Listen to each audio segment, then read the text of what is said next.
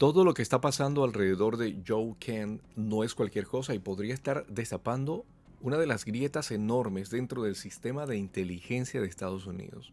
Porque, como ustedes bien saben, Joe Kent renunció a su cargo dejando una carta donde rechazaba todo lo que está pasando en esta guerra contra Irán, asegurando que ese país no representaba una amenaza directa.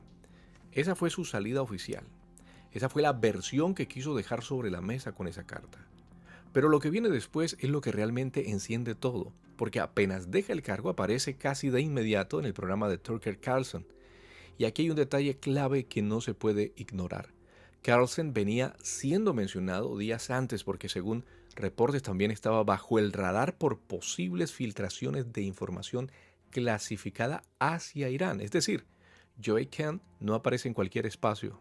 Aparece justo en uno que ya estaba rodeado de sospecha y mientras eso ocurre se confirma algo mucho más delicado.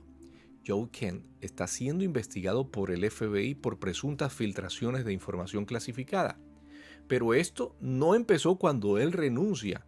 Venía desde meses atrás. De hecho, ya existían sospechas dentro del gobierno al punto que no lo dejaban participar en reuniones sensibles de inteligencia dentro del gabinete del presidente Trump.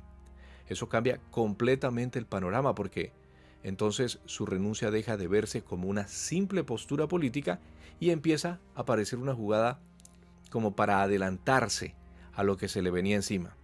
Pero hay algo más, algo que termina de conectar todo este rompecabezas y es la entrevista que tiene con Tucker Carlson. Joe Kent menciona detalles del caso de Charlie Kirk con una precisión que no pasa desapercibida y eso nos lleva directamente a algo que ya había generado ruido antes.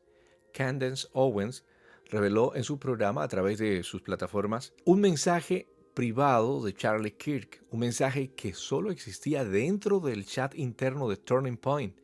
No era público, no era un rumor, era información cerrada que la propia organización había entregado de forma hermética al FBI para la investigación. Nadie más tenía acceso a esa información. Aún así terminó en manos de Candace. Entonces la pregunta es obligatoria. ¿Quién sacó esa información del gobierno? ¿Por qué ahora aparece Joe Kent hablando con ese mismo nivel de detalle sobre ese mismo contenido mientras está siendo investigado precisamente por filtraciones de información? Y ahí la línea entonces empieza a cerrarse. Información privada pasa al gobierno, alguien con acceso dentro del sistema, esa misma información aparece en un programa de una youtuber y el funcionario bajo sospecha termina reforzando ese mismo contenido públicamente. Y aquí hay otro punto para analizar y es que Joe Kent no siempre pensó así de Irán. En el año 2024, en una entrevista en el programa de Shaw Ryan Show, dejó claro y sin rodeos que Irán representaba una amenaza real para Estados Unidos. Él en ese podcast habló de cómo Irán financiaba grupos en Medio Oriente, de su presencia en países como Siria, Irak, el Líbano.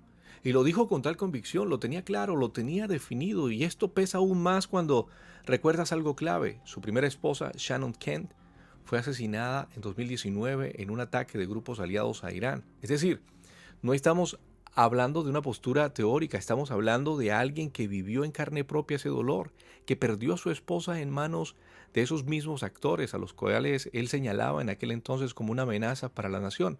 Entonces la pregunta es inevitable aquí. ¿Qué cambió en él? Ahora, ¿cómo pasa un hombre con esa historia, con esa convicción tan marcada, a decir de un momento a otro que Irán no representa una amenaza? Y justo en el momento en el que está siendo investigado por filtrar información clasificada, porque eso es lo que hace ruido de verdad. Que ese cambio de discurso no ocurre en cualquier contexto, ocurre cuando todo esto lo está rodeando.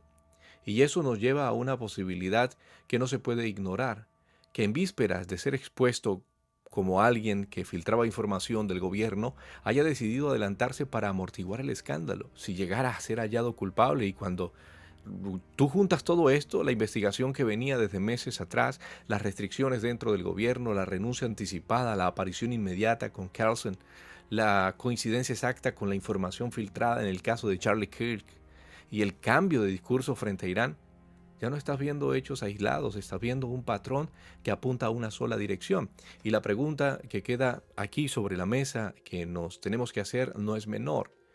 Joe Kent se adelantó a todo esto porque sabía exactamente lo que se le venía encima.